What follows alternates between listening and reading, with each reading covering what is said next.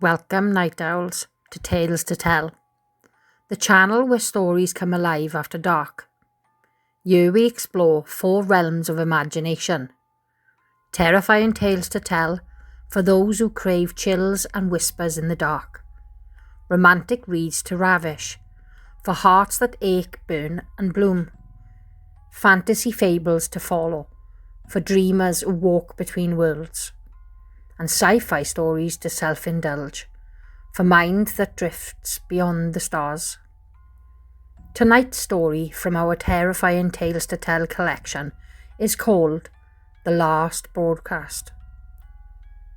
They called it Station 103, a forgotten radio tower buried deep in the Welsh valleys. Shut down in 1978 after a final broadcast that no one could explain. There was no DJ or no music, just static, and a voice that whispered, "We begin again." Decades later, a group of urban explorers live-streamed their investigation of the abandoned station. The building is crumbling, the air was thick with mildew and silence. They joke at first, calling it Ghost FM, until their equipment starts glitching. Cameras were flickering, mics picked up faint voices, not echoes but responses. One explorer asks, "Is anyone here?" The reply crackles through the static, "We never left." They descend into the soundproof basement. The walls are lined with decaying reel-to-reel tapes. One begins to spin on its own. The voice returns, clearer now. It knows their names. It repeats their questions before they ask them. One by one, the crew begins to speak in unison, reciting phrases they never had heard aloud.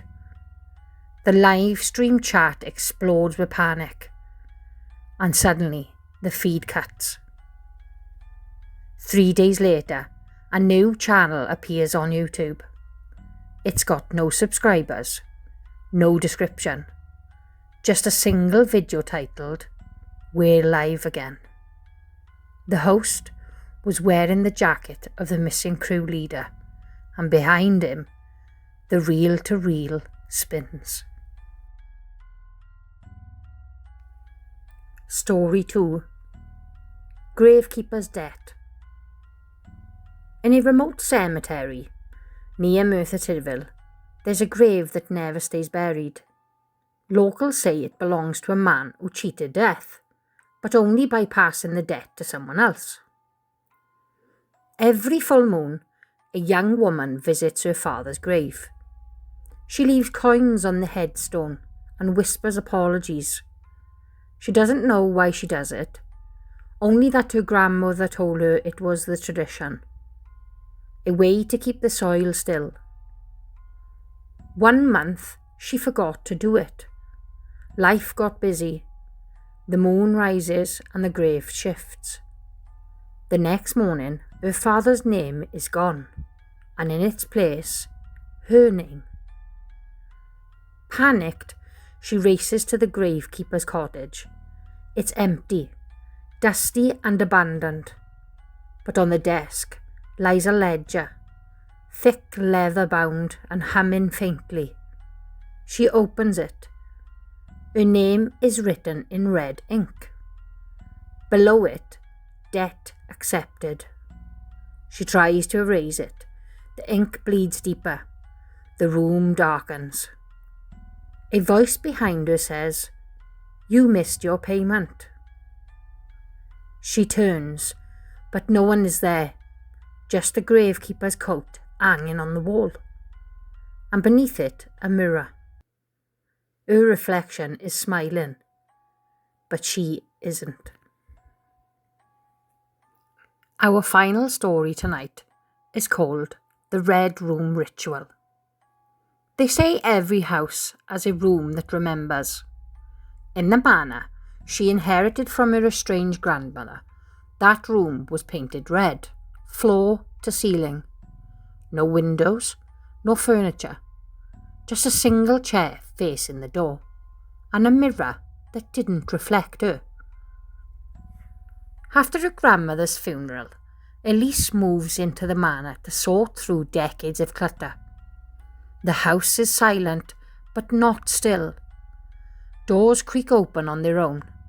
Clocks tick backwards, and every night at 3:33 a.m, she hears footsteps pacing above her in the attic that's been nailed shut. She finds a journal hidden behind the fireplace. Her grandmother's handwriting is erratic, filled with entries about the Red Room ritual and the mirror that sees the soul.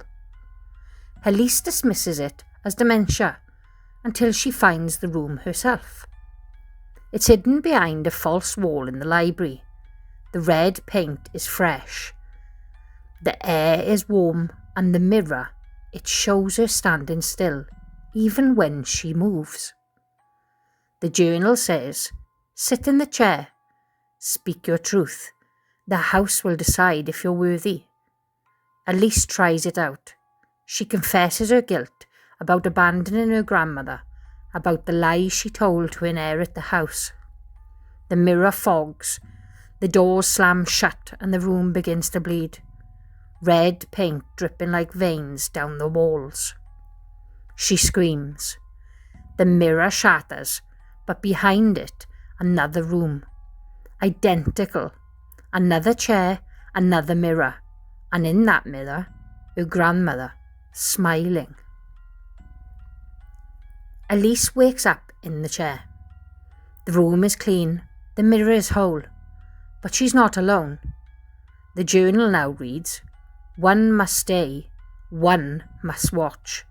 The house remembers." Outside the manor, a real estate agent shows the property to a new buyer. The Red Room, never listed, but it's always there. And that was tonight's tale. Whether it chilled your spine, stirred your heart, sparked your imagination, or bent your reality, thank you for listening. This is Tales to Tell, where stories never sleep. If you enjoyed this journey, don't forget to like, subscribe, and share with fellow night owls. Until next time, keep your lantern lit, your journal open, and your signal strong, because the next tale is already watching.